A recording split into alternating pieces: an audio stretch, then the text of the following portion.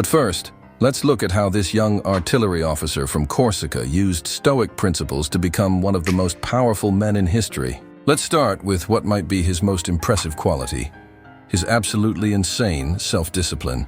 We're talking about a man who worked 18-hour days and thought sleeping was a waste of time. While his soldiers were resting, Napoleon would be up late into the night, personally reading every military report, writing detailed battle strategies, and studying the philosophies of great leaders who came before him.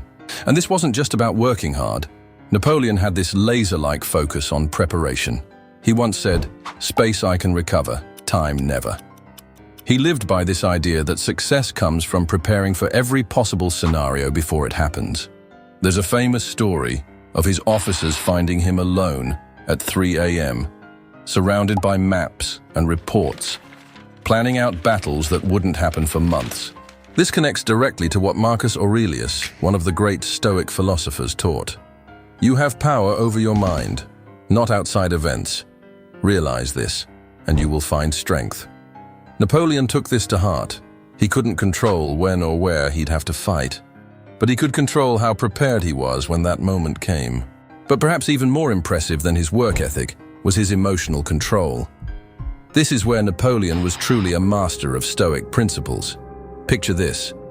You're in the middle of a massive battle, cannonballs flying everywhere, thousands of lives on the line, and there's Napoleon, completely calm, making complex decisions like he's playing chess in the park.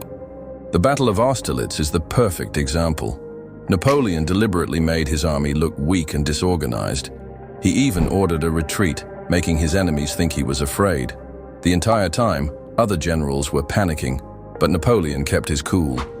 Why? Because this was all part of his plan. When the enemy took the bait and attacked, Napoleon sprung his trap and won one of his greatest victories.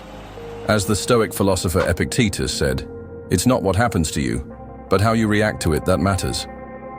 But here's where it gets really interesting. Napoleon's most stoic quality was probably his absolute focus on what he could control.